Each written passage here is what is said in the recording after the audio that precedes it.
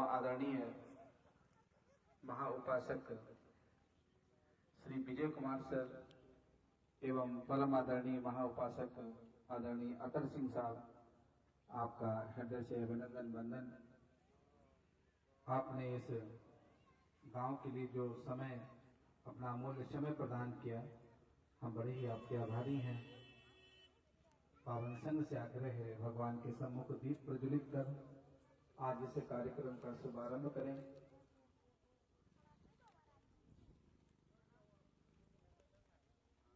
साथ में आदरणीय उपासक श्री अतर सिंह साहब और आदरणीय उपासक श्री विजय कुमार साहब से भी आग्रह है, भगवान के सामने धूप दीप प्रज्वलित कर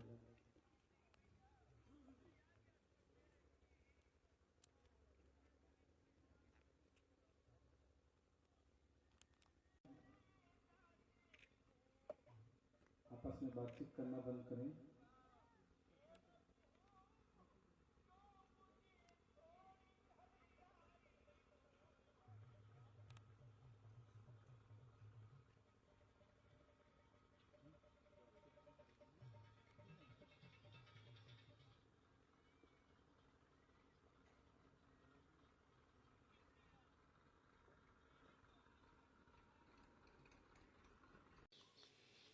ये आपको हमको हम लोग सुन करके उनके जैसा अपना आचरण हो, अपना जीवन हो और उस मार्ग पे, जिस मार्ग से चल के बुद्ध सिद्धार्थ गौतम से बुद्ध बने और बुद्ध बन के जो उन्होंने लोक कल्याण किया, उस पथ के हम पथिक बन जाएं या उस पे चलने का हमारा अभ्यास शुरू हो जाए, तो ही ये कथा हमारे लिए अमृत तुल्य होगी। क्योंकि जब उसका हम पान करेंगे, सुनेंगे और उसी अनुसार हम आचरण करेंगे, अपना व्यवहार करेंगे, अपना जीवन यापन करेंगे, तो निसंदेह वो शब्द, वो भगवान की वाणी हमारा मार्ग प्रशस्त करेगी और वह मार्ग प्रशस्त करके हमारे सांसारिक जीवन का जो दुख है उससे हमें मुक्त कराएगी। साथ ही इस आवागमन का जो भवचक्र है, इस संसार चक्र से हमें मुक्त होने का एक मार्ग मिलेगा, मुक्ति मिलेगी और हमारा जीवन सुखमय होगा। तो इस आयोजन का यही मतलब है कि आप लोग जो भी यहाँ से सुने, उस सुन करके केवल सत्संग और कथा भर न रह जाए, बल्कि ये हमारे जीवन में उतर जाए, हमारे दैनिक जो क्रियाकलाप हैं, जो हमारा आचरण है, उसमें कहीं न कहीं बुद्ध वचन उतर जाए, तो ही हम लोगों का सही मामले में कल्याण है। और इसीलिए जो भगवान बुद्ध देशना करते थे, तो साहित्य में आप सुनते हैं कि लोग सुनते सुनते श्रोतापन्न हो गए, सकृतागामी अनागामी तक हुए। तो सुनने का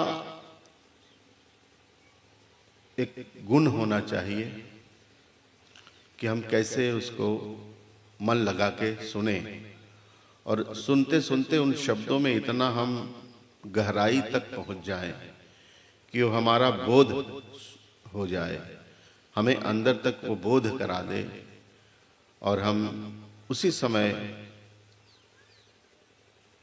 हम ये चीज संकल्प ले लें कि नहीं, अब आज से मेरा ये जो जीवन है इसी रास्ते पे चलेगा, या मैं जो मेरे अंदर दुर्गुण हैं या जो मैं अन्य रास्तों पे चल रहा था, भटके हुए मार्ग पे था, उस मार्ग से मैं इस धर्म की धारा में आ जाऊं, इन बुद्ध उपदेशों के अनुसार मैं अपना जीवन यापन करने लगूं, तो ही हमारा सच्चे अर्थों में, सही मामले में हमारा कल्याण होगा।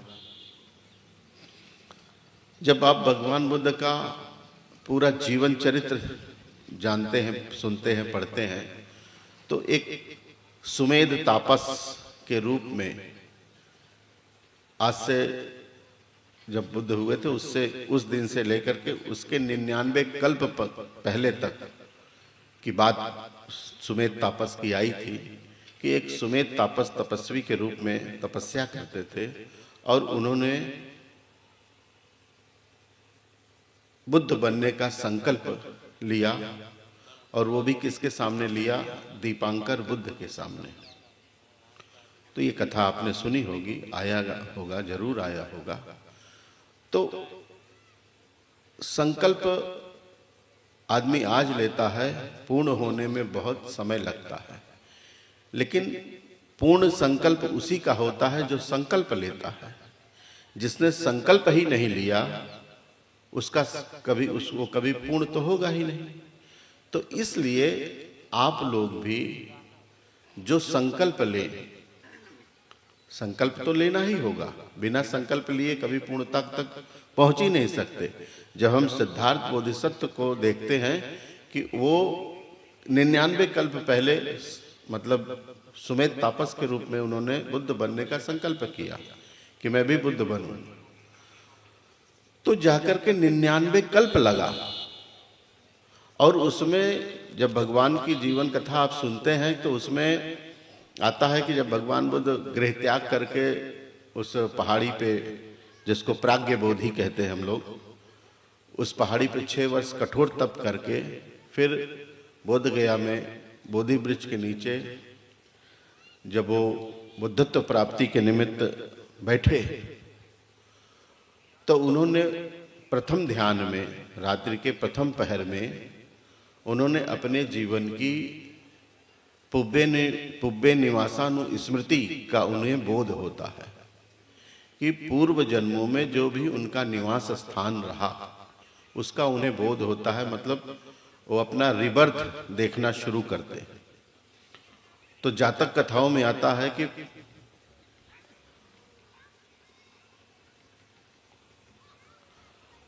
(543) के लगभग जो है उन्होंने अपना जीवन देखा, और देखा ही नहीं, उन्होंने कहाँ किस योनि में कहाँ जन्म लिया, कौन उनके माता पिता थे, उन्होंने कौन सा कर्म किया, तब जाकर के वो सिद्धार्थ बोधिसत्व के रूप में पैदा होते हैं। तो उन जितने भी उन्होंने जन्म देखे इसका कोई अंत नहीं था, वो उतने पे ही उसको छोड़ देते हैं। लेकिन इन सारे जन्मों में उन्होंने अपनी पारमिता ही पूरी की। सारे जन्मों को जब हम पढ़ते हैं, उसका निचोड़ निकालते हैं, तो उन्होंने पारमिताएं ही पूरी की। तो 10 पारमिता आप जानते हैं कि पहली पारमिता जो है दान पारमिता से शुरू होती है, शील की पारमिता, तो ये पारमिता है। फिर यहां तक कहा कि 10 पारमिता है, 10 इसी की क्या कहते हैं उपपारमिता है, और 10 परमत्थ पारमिताएं हैं। तो बुद्ध बनने के लिए केवल 10 पारमिता नहीं, 10 पारमिता के साथ 10 उपपारमिता और 10 परमत्थ पारमिता, ये 30 पारमिताएं मिला करके तब कहीं जाकर के वो बुद्ध बने। तो ये पारमिता या ये जो जातक में स्टोरी है, ये सारे जन्मों में हम कहीं भी हो, किसी रूप में पैदा हो, गरीब हो, अमीर हो, अपंग हो, अपाहिज हो, या अक्षम हो या सक्षम हो, जैसे कैसे भी हमें ये जो जन्म मिला, किंतु यह जन्म हीन न समझा जाए, बल्कि इसे जो है कुशल कर्मों में लगा करके इसी से कुछ पुण्य संचय कर लिया जाए। तो ये उनके जीवन के चरित्र का एक भाग हमें देखने को मिलता है कि किसी भी रूप में आप जन्म लिए हैं, कहाँ पैदा हुए हैं, कौन से जाति में हैं, कौन से कुल में हैं, कौन से वंश में हैं, निर्धन हैं कि धनवान हैं, जो कुछ भी हैं, ये कोई माने नहीं रखता। माने ये रखता है कि आप इसमें आपका त्याग क्या है, आपका शील कैसा है, आपका आचरण कैसा है, आपका व्यवहार कैसा है, आप का जीवन स्तर कैसा है, ये सारी चीजों करते हुए और आपके जीवन में जो बुद्ध की शिक्षाओं के अनुसार समता, समानता, न्याय और बंधुत्व, जिसकी हम लोग बात करते बड़े बड़े मंचों से सुनते हैं कि ये समता क्या है, समानता क्या है, न्याय क्या है, बंधुत्व क्या है। तो ये सारी चीजें जो है अपने जीवन में हमें उसका जीवंत पालन करना चाहिए, मतलब अपने जीवन में उसका अभ्यास करना चाहिए, है ना। तो जब तक इन सारी चीजों को आप नहीं समझोगे तब तक बात बनेगी नहीं। तो इसलिए हमें एक चीज ये समझनी है कि इस जीवन में रह के हमें कुशल और अकुशल कर्मों का भेद सीखना है, जानना है कि क्या कुशल है और क्या अकुशल है। अकुशल का त्याग और कुशल का संपादन, यही हमारे जीवन का लक्ष्य होना चाहिए। कि दुर्गुण हो सकते हैं, दुर्गुण किसमें नहीं है, किंतु उन दुर्गुणों को निकालने का प्रयास करना। अरे प्रयास करोगे तभी तो निकलेगा। तो वो प्रयास करने में हो सकता है आपको संकल्प भी लेना पड़े, आपको कुछ तपश्चर्या करनी पड़े, कुछ कठोर संकल्प के साथ करना पड़े, लेकिन करना तो पड़ेगा। जैसे जब कपड़े में दाग लगता है तो जब साबुन से आसानी से नहीं छूटता तो हम लोग उसे रगड़ के छुड़ाते हैं, है ना। तो कुछ चीजें ऐसे रगड़नी पड़ती है ना, जिसको वो करना पड़ता। तो ऐसे ही कुछ चीजें हैं जिन्हें हमें आसानी से छूट जाती हैं, कुछ आदतें, कुछ व्यवहार, कुछ चीजें कठोरता से सूखती हैं, है ना, उनके लिए हमें संकल्प करना पड़ता है। तो इस तरह से हमें अपने आप को परिशुद्ध चित्त बनाने के लिए और दोष रहित बनाने के लिए, दोष मुक्त होने के लिए हमें अभ्यास करना है। किसका अभ्यास करना है? तो भगवान बुद्ध ने हमें बताया शीलों का अभ्यास, है ना। क्योंकि भगवान बुद्ध का जो धर्म है वो शील आधारित है। दूसरे मतांतरों में शील जो है, जैसे आपके घर में रोशनदान होता है ना, वेंटिलेशन के लिए हवा आती है जरा से, तो उस तरह से उनके यहाँ शील का मतलब होता है। बाकी और सारी चीजें होते हैं, बाकी सारे कर्म कांड होते हैं, लेकिन शील मात्र उतना ही होता है। लेकिन बुद्धिज्म में तो शील जो है वो उसका प्रवेश द्वार है। बिना शील के रास्ते आए आप बौद्ध धर्म की ओर आ ही नहीं सकते, है ना। बौद्ध धर्म आपको समझ ही नहीं आएगा। तो प्रवेश आपका शीलों से ही होगा। जब तक आप शीलों का संकल्प लेकर के शीलों के पालन का अभ्यास नहीं करेंगे, तब तक आप बौद्ध धर्म का अक्षर का कहरा नहीं जान पाएंगे। तो उसको जानना है, सीखना है, समझना है, उस पर चलना है। तो शील आधारित जीवन जीना होगा। तो शील प्रवेश द्वार है। जैसे कभी एक उदाहरण में थोड़ा सा समझ सकते हैं हम कि जैसे हमारा शरीर है, इस शरीर में हमारा हृदय है, उस हृदय में हमारी धड़कन है, तो जब तक हृदय धड़क रहा है तभी तक ये शरीर है। अगर हृदय धड़कना बंद हो जाए तो ये शरीर निश्चेत हो जाएगा, किसी काम का नहीं है, हम जीवित नहीं मुर्दा समान हो जाएंगे, है ना। तो उसी तरह से जब तक एक बौद्ध के जीवन में शीलाचरण है, शील आधारित उसका जीवन है, तभी तक वो बौद्ध है और बौद्ध के रूप में वो जिंदा है।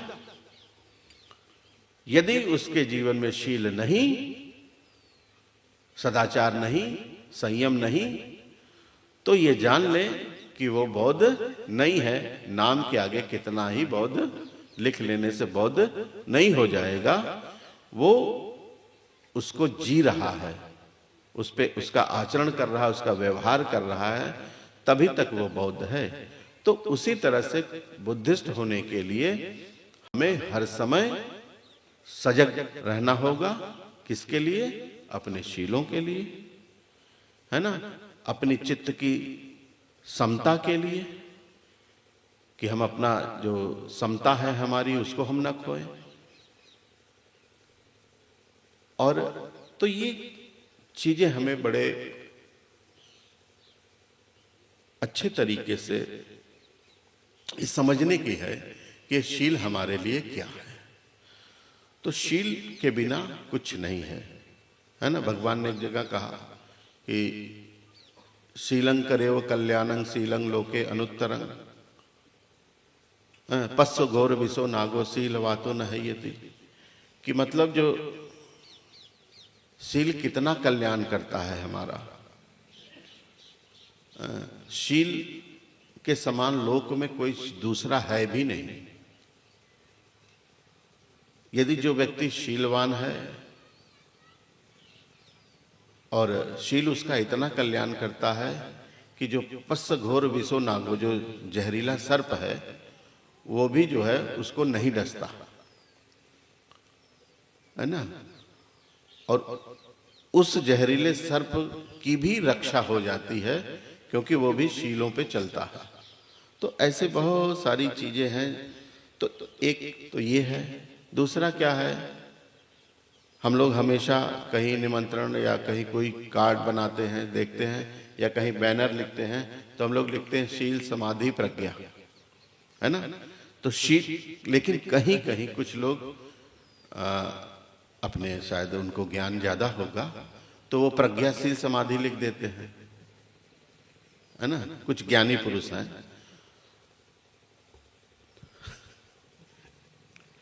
तो अब बिना शील के प्रज्ञा कहाँ से आ जाएगी, है ना। मैं बताऊंगा, वो भी बताऊंगा, लेकिन कहने का मतलब कि शील है। शील पालन करने से क्या होता है, आपका मन, काया और वाणी ये परिशुद्ध होती जाती है ना। ये जब मन, काया, वाणी से जो जितने भी कर्म होते हैं ये परिशुद्ध होते जाते हैं। तो ये परिशुद्धता के कारण चित्त स्थिर होने लगता है, चित्त शांत होने लगता है। चित्त में अकुशल विचार, अकुशल भावना, या जिन्हें हम कह सकते हैं कि राग, द्वेष, लोभ, मोह, मान, अभिमान, अहंकार, ये दुर्गुण जो है मनुष्य के, ये कम होने लगते हैं। और इनके कम होने से उसका चित्त एकाग्र होने लगता है, समाहित होने लगता है, और वो कुशल चित्त उत्पाद करता है, कुशल भावना का विकास करता है, कुशल कर्म का संपादन करता है। तो कुशल की ओर वो व्यक्ति बढ़ने लगता है। कौन बढ़ता है? शीलवान बढ़ता है ना। तो ये सारी चीजें हैं। जैसे हम लोग, एक मैं अक्सर उदाहरण देता हूं, मेरा सुना भी होगा। जैसे हमारा एक घर है और हमारे घर के दोनों तरफ एक तालाब है। एक तरफ के तालाब में हमारे घर का पानी बह के जाता है, नापदान का पानी, गंदा पानी, आंगन का जो भी है, उस सारा पानी उसमें बह के जाता है। दूसरी तरफ केवल बरखा का जो पानी है वो बह के जाता है। तो तालाब दोनों तरफ है। तो उसमें क्या है कि जिस पानी में हमारे घर का पानी या गांव का पानी बह के जाता है, जिस छप्पड़ में, जिस तालाब में, तो उस पानी में क्या है कि काई जम जाती है, कीचड़ हो जाता है, वह पानी मैला और मटमैला हो जाता है और उसमें पशु पक्षी भी जाते हैं। तो उस पानी के पास यदि हम जाते हैं, उस तालाब के पास हम जब जाते हैं तो उसमें देखते हैं तो पानी में हमें कुछ दिखाई नहीं देता, केवल उस पे काई, कीचड़, मटमैलापन ही दिखाई देता है।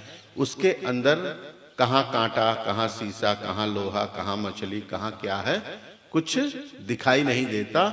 क्यों नहीं दिखाई देता? मात्र इसलिए नहीं दिखाई देता कि वो मैला होता है।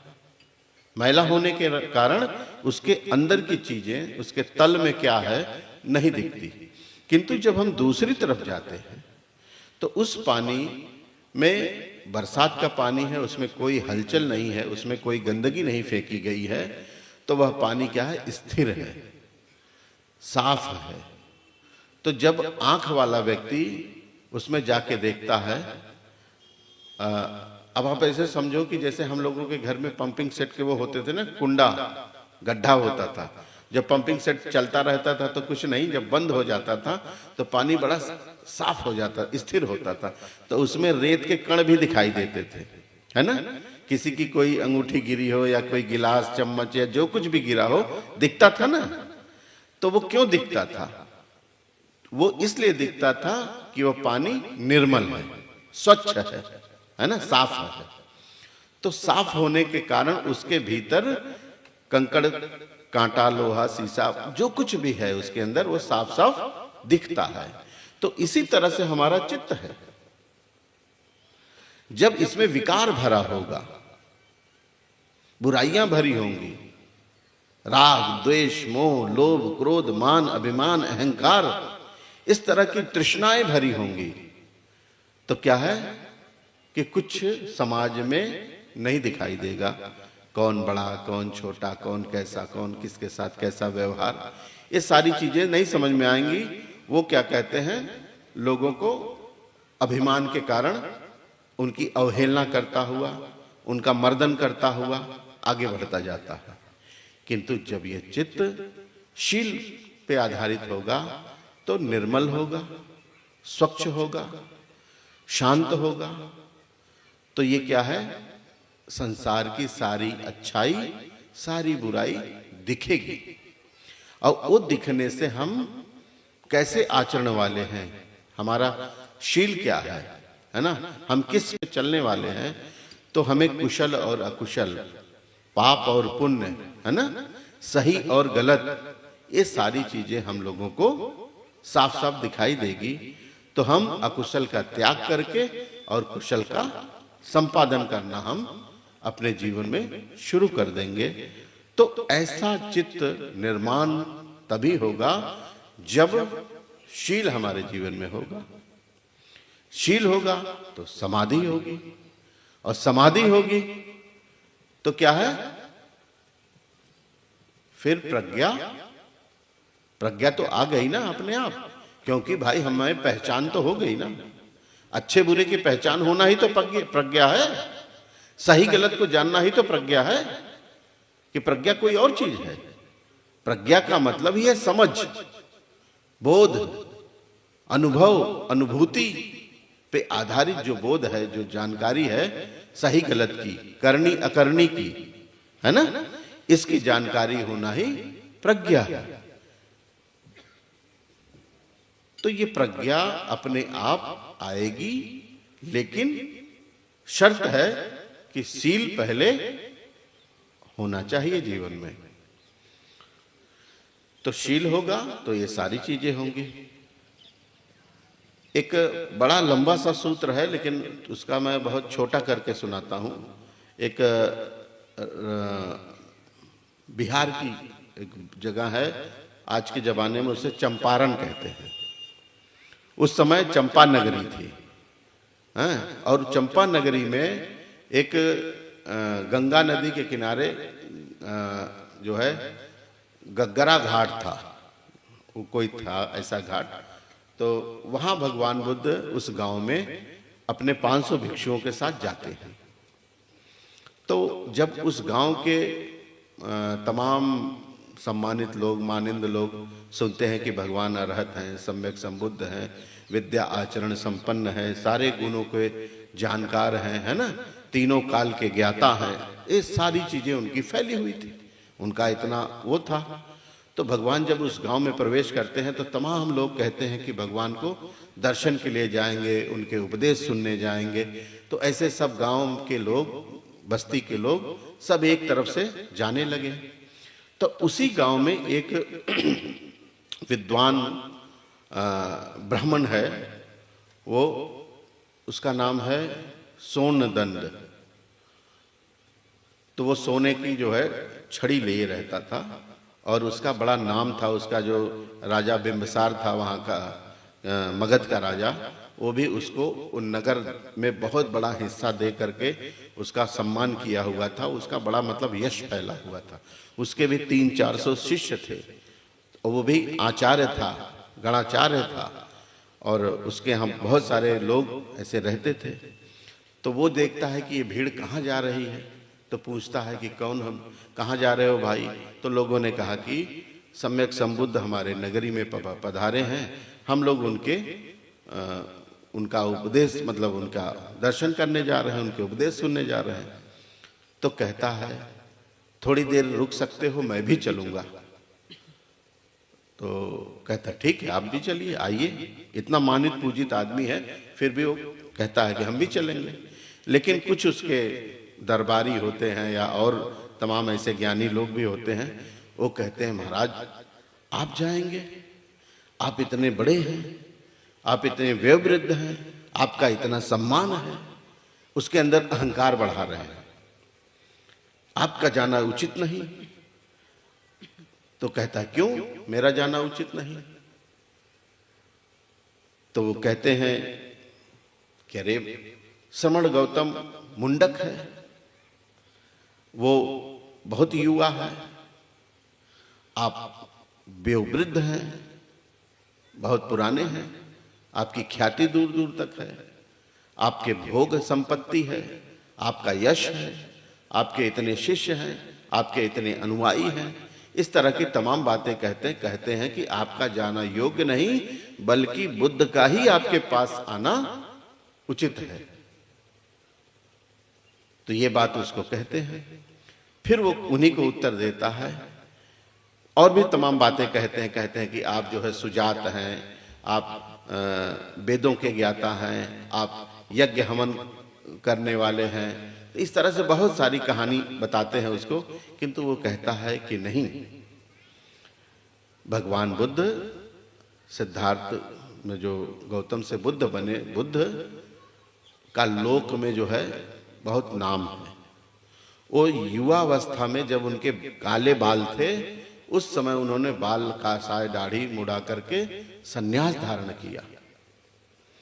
उनका त्याग बहुत है। उन्होंने पीछे रोते हुए माता पिता, पत्नी, परिवार सबको छोड़ा। वो राजकुल से थे, उनके पास धन संपत्ति की कोई कमी नहीं थी, उसका भी उन्होंने त्याग किया, है ना। और उसके बाद वो तपस्वी हैं और उनका लोक में यश फैला हुआ है कि वो सम्यक संबुद्ध हैं, अर्थात बुद्ध हैं। और उनके बहुत सारे अन्य प्रदेशों से भी लोग उनके उपदेश सुनने आते हैं। उनके अनुयायियों की संख्या बहुत है और वो राजकुल से हैं।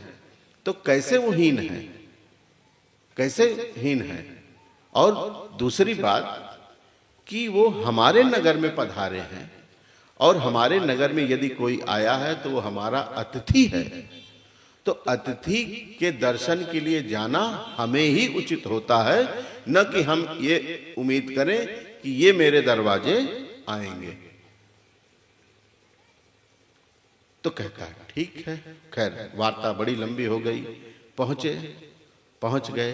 लेकिन अब रास्ते में जा रहा है तो उसके मन में बहुत सारे विचार उठ रहे हैं। हर आदमी को विचार उठता है। तो ये कहता है कि जो बुद्ध हैं बहुत ज्ञानी हैं। कहीं ऐसा कोई सवाल हमसे न पूछ लें कि जिसका मैं सही उत्तर न दे पाऊं, तो ये भरी सभा जो चंपारण की नगरी में जहां मेरा यश फैला है, जहां लोग मुझे मानते पूजते हैं, है ना, मेरा उपहास उड़ाने लगे, मेरा हास हो जाए, फिर क्या मैं अगर सवाल पूछूं भगवान से और भगवान कहीं यह कह दें कि सोनदंड, ये क्वेश्चन, ये प्रश्न ऐसे नहीं ऐसे पूछना चाहिए था, तो भी मेरी हंसी हो जाएगी। क्यों ऐसा नाज होता कि भगवान क्या कहते हैं, ऐसा प्रश्न पूछते जिससे मैं उनके सारे बात का जवाब दे देता और मेरा सम्मान भी बचा रहता, मेरी हंसी भी नहीं होती और जो है मेरा यश बना रहता। फिर कहता है कि भगवान, यदि मैं वेदों का ज्ञाता हूं और अगर वेद विषयक प्रश्न पूछ ले भगवान, तो मैं सारा उत्तर सही सही दे डालूंगा। तो भगवान बुद्ध तो बुद्ध है, अब वो बैठने में भी विचार करता है कि मैं कहां बैठूं, सामने बैठूं, अब पता चला प्रश्न न पूछूं तो लोग मुझे ही कहेंगे कि देखो ये व्यक्ति यहां आया भी और भगवान से कुछ पूछा नहीं, और कहीं मुझे सामने देख कर बुद्ध पूछ लें, पीछे बैठूं और प्रश्न ना करूं तो लोग कहेंगे कि देखो आया और जो है ऐसे चुपचाप बैठ करके वो चला गया, मतलब बुद्ध के सामने आने से डर गया, तो भी मेरा यश क्षीण हो जाएगा। बड़ा संकट उसके जीवन में, बड़ा संकट। फिर आता है और भगवान के पास ही प्रणाम करके बैठ जाता है। बहुत सारे लोग उसके साथ आते हैं, तो कोई नमस्कार करता, कोई चरण छूता, कोई कुछ करता, कोई ऐसे ही बैठ जाता। सब परिषद बैठ गई। जब सब परिषद बैठ गई तब उसके मन में फिर वही सवाल आ रहा है कि भगवान, मतलब उसी जो है वेद सम्यक कुछ प्रश्न पूछ लेते जिसका मैं अभ्यास किया हूं, तो मैं भगवान का सही सही जवाब दे देता। अब भगवान बुद्ध अपने चित्त से उसके चित्त में हो रहे उथल पुथल को, प्रश्न, इन विचारों को अपने चित्त से जान जाते हैं, क्योंकि वो परचित्त ज्ञानी है। परचित्त ज्ञानी है बुद्ध, तो उसके चित्त की अवस्था को पढ़ करके तब भगवान वैसा ही प्रश्न पूछ लेते हैं उससे।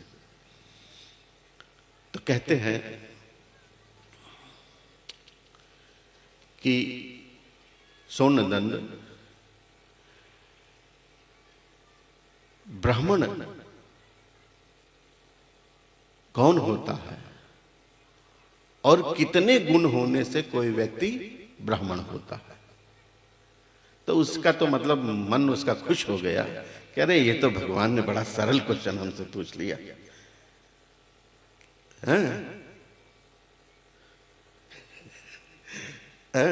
बड़ा खुश होता है, कहता है भगवान 5 गुण होने से कोई व्यक्ति ब्राह्मण होता है। 5 गुण अगर जिसके अंदर है तो वो व्यक्ति ब्राह्मण है। तो कहते कौन कौन से हैं? तो खुद ही खड़ा होके सुनाने लगता है। कहता है पहले तो ब्राह्मण जो है, क्या कहते हैं, जाति, मतलब जो उसका कुल है, माता पिता का जो कुल है, इन दोनों के मातकुल और पितृकुल दोनों कुल से 7 पीढ़ी तक परिशुद्ध होना चाहिए। मतलब उसका रक्त जो है वो मिलावटी ना हो, तो इस तरह से वो परिशुद्ध हो 7 पीढ़ी तक। एक दूसरा जो है वो मंत्रों का ज्ञाता हो, मंत्र उसको, जो वेद के मंत्र हैं उसको आते हो। तीसरा वर्ण जो है उसका अभिरूप हो, मतलब देखने में गौर वर्ण हो, सुंदर हो, लंबी डील लाल का हो, मतलब अभिरूप हो, नयनाभिदर्शनी हो, जो दूसरों को देखने से लगे कि हाँ कोई व्यक्ति है, ज्ञानी पुरुष है। और चौथा उसके अंदर शील हो, शीलवान हो। और 5वां वो यज्ञ हवन करने में महापंडित हो। ये 5 चीजें हैं। उसने कहा भगवान ने तो बड़ा सरल पूछा, बता दिया उसने। फिर भगवान कहते हैं अच्छा सोनदंड, इनमें से यदि एक कोई चीज कम कर दी जाए तो भी क्या कोई व्यक्ति ब्राह्मण रहेगा? तो कहते हां रहेगा। क्या चीज कम कर देने से? तो बोलते हैं कि यदि वो जो रक्त की शुद्धता है, अगर ये छोड़ भी दी जाए, है ना, और चार चीजें जो हैं, जो वो वेद का ज्ञाता हो, गौरवर्ण हो, शीलवान हो और यज्ञ हवन करना जानता हो, ये चीजें हो, तो कहते अच्छा ठीक, अगर इसके चार में से कोई एक चीज और कम कर दी जाए तब भी क्या कोई व्यक्ति ब्राह्मण रहेगा? बोले हाँ। बोले क्या चीज? बोले ये जो वर्ण है, जो सुंदरता है, अगर ये नहीं भी है किंतु वो मंत्रधर है, शीलवान है और यज्ञ कर्म करना जानता है, कर्मकांड जानता है, तो भी वो ब्राह्मण रहेगा। बोले ठीक। अच्छा ये जो तीन चीजें बची हैं, तीन में से यदि कोई एक चीज कम हो जाए, ना हो किसी ब्राह्मण के पास, तो भी क्या वो ब्राह्मण रहेगा? तो कहता हां रह सकता है। क्या? तो बोले अगर उसे मंत्र न भी आता हो लेकिन वो शीलवान हो और कर्म कांड जानता हो, तो भी वो ब्राह्मण रहेगा। तो इतना कहते ही जो है उसके जो साथ और दूसरे माड़वक तमाम ऐसे सारे लोग थे, वो चिल्लाने लगे कि सोनदंत ये क्या कह रहे हो, तुम ब्राह्मण का जो है अपमान कर रहे हो, कैसे होना है? रक्त की शुद्धता तो बहुत जरूरी है, वर्ण बहुत जरूरी है, मंत्र बहुत जरूरी है, बिना इसके कैसे कोई ब्राह्मण हो सकता है? इस तरह का हो हल्ला मचने लगा। तो भगवान बुद्ध परिषद को कहते हैं कि ठीक है भाई, अगर तुम लोगों को लगता है कि सोनदंत मेरे प्रश्न का जवाब नहीं दे पा रहा है, तो तुम ही लोग में से कोई एक प्रश्न मुझसे करे, इस बात पे चर्चा करें। तो सोनदंत फिर खड़ा होता है, कहता है भगवान मैं आपसे हाथ जोड़ के कहता हूं, इस विवाद में आप न पड़े, मैं ही इनके प्रश्नों का उत्तर दूंगा, मैं ही इन लोगों को शांत करूंगा। इस तरह की वो बात करता है। तो अब आपस में ही उलझन हो गई।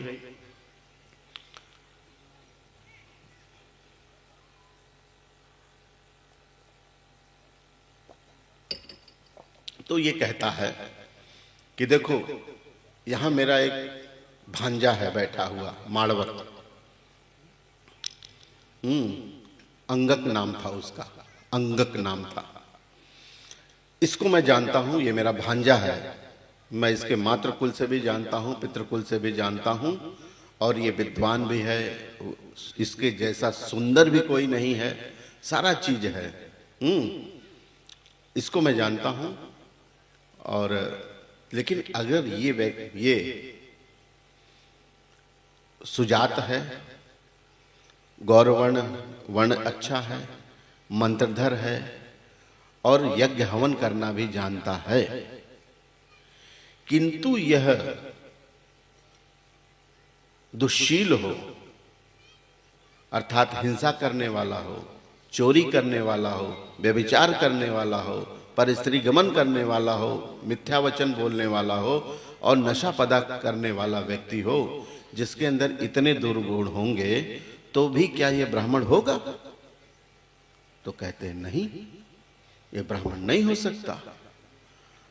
तो कहने का तात्पर्य ये था, उन सारे कहानी का अर्थ ये था कि व्यक्ति में जो कुछ भी सर्वोपरि है, यदि कोई चीज श्रेष्ठ है तो वो शील और सदाचार ही श्रेष्ठ है। उसी से व्यक्ति ज्ञानी है, उसी से व्यक्ति ब्राह्मण है, उसी से व्यक्ति सब कुछ है। यदि शील नहीं है तो विद्वान होने का भी कोई मतलब नहीं है। तो कहने का मतलब कि जहां शील है वहां प्रज्ञा है, जहां प्रज्ञा है वहीं शील है। तो शील और प्रज्ञा एक दूसरे का क्या कहते हैं, प्रक्षालन करते हैं। प्रक्षालन का मतलब कि एक दूसरे को वो स्वच्छ करते रहते हैं। शील आचरण से उसकी प्रज्ञा बढ़ती रहती है और प्रज्ञा से उसको शील का संपादन बढ़ता रहता है ना। तो शील और प्रज्ञा ये दोनों ही बड़ी आवश्यक है। शील के बिना प्रज्ञा नहीं और प्रज्ञा के बिना शील नहीं हो सकता। समझे आपकी नहीं? तो इसलिए शीलवान होना हमारे जीवन के लिए नितांत आवश्यक है और इस शील से ही हमारे जीवन में सुख है। ठीक है, इस जीवन में सुख है। क्यों? कि अकुशल कर्म करने से दुख बढ़ता है, कुशल कर्म करने से सुख बढ़ता है। तो अकुशल का त्याग ही शील का अभ्यास है। और भगवान बुद्ध का हमें धर्म तब क्या सिखा देता है? तो पहले हमें भगवान बुद्ध का धर्म शीलवान बनाता है। आप आए, शील लिए, तो क्या बने? शीलवान बने ना। जब शील पालन किया तो हमारे अंदर अच्छे गुण बढ़े, दया बढ़ी, करुणा बढ़ी, प्रेम बढ़ा, दान की भावनाएं भरी, है ना, त्याग बढ़ा। तो क्या हुआ? शीलवान होने के बाद हम गुणवान हो जाते हैं। हमारे अंदर गुणों का विकास होने लगता है। किसके अंदर होता है? शीलवान के अंदर। तो गुणवान हो जाते हैं, हमारे अंदर बहुत सारे अच्छे गुण विकसित होने लगते हैं। हमारा क्रोध कम होने लगता, हमारा लोभ कम होने लगता, हमारी तृष्णा कम होने लगती, हमारी वासना कम होने लगती। हम शीलवान सदाचारी होकर के त्यागी होने लगते हैं। तो शीलवान होने से हम गुणवान होते हैं। गुणवान होने से हम क्या है? गुणवान होने से हम क्या होते हैं? फिर पुण्यवान होते हैं। भाई पुण्य चाहिए कि नहीं चाहिए हमें अपने जीवन में? है? तो पुण्य क्या है? पुण्य का मतलब ही है कुशल कर्म। कुशल कर्म है? तो हम जब शीलवान होंगे, गुणवान होंगे, तो हम धीरे धीरे पुण्यवान भी होने लगेंगे। क्योंकि हमारे अंदर जो है दान की पारमिता, शील की पारमिता, प्रज्ञा की पारमिता, है ना, तमाम तरह की पारमिताओं का विकास होने लगेगा। तो हम पुण्यवान हो जाएंगे। हमारे अंदर दया होगी तो हम किसी रोगी को देख करके उसकी सेवा करेंगे, किसी गरीब की मदद करेंगे, किसी भूखे की मदद करेंगे, किसी जरूरतमंद की मदद करेंगे। तो जो मदद करते हैं उसके बदले में हम क्या मिलता है? हमें कुछ धन नहीं मिलता, लेकिन वो किया हुआ पुण्य मिलता है। पुण्य का मतलब ही है कि कुशल चित्त। जब जब हम अपने कर्म को सोचेंगे, अच्छे कर्म को सोचेंगे, तो चित्त प्रसन्न होगा, चेहरे पे मुस्कान आएगी, मन शांत होगा, मधुरता जीवन में आएगी और करने का मन करेगा। लेकिन जब क्या कहते हैं, हम पुण्य नहीं करते तो हम जो है अकुशल करते हैं, तो हम भयभीत होते हैं, दुखी होते हैं, डरे डरे से रहते हैं। तो ये चीज है, आदमी अपने आचरण से, अपने व्यवहार, अपने कर्म से, आप एक चीज जान लो कि कभी भी आप अपने जीवन में कितना भी छुप के कोई भी बुरा काम कर लो, कितना भी छुप के कोई भी बुरा काम कर लो, और उस बुरे काम को आपके घर के लोगों ने नहीं देखा, आपके माता पिता, भाई बहन, बंधु, किसी ने नहीं देखा, यहां तक कि अड़ोस पड़ोस के लोगों ने नहीं देखा। आप जिस जिला जवार में रहते हैं, वहां गांव में रहते हैं, कोई नहीं जानता। जिस देश में रहते हो उस देश में कानून है, उस कानून की धाराओं में उस अपराध का दंड है, किंतु किसी ने जब देखा नहीं, कोई गवाही नहीं, कोई साक्षी नहीं, तो उस दंड से भी बच गए। ठीक है, दंड से बच गए, निंदा से बच गए, लोकलाज से बच गए, घर के लोगों के आरोप से बच गए, सारी दुनिया से बच गए। किंतु आप सोचते हो कि मैं बच गया, आप बचे नहीं हो, आप नहीं बचे हो। अब बोलो कैसे नहीं बचे हो? क्योंकि सजा तो हुई नहीं, जेल तो हुआ नहीं, कोई अर्थदंड तो हुआ नहीं, किसी ने मारा तो है नहीं, किसी ने गाली तो दी नहीं, तो हम तो बच गए। नहीं बचे। समझ में आया गुड़िया? नहीं समझ में आया। क्यों समझ में आएगा? जब हम, क्योंकि हम नहीं बचे हैं, इसलिए कि मेरा किया हुआ जो कर्म है उस कर्म का अपराध बोध तो मुझ में है।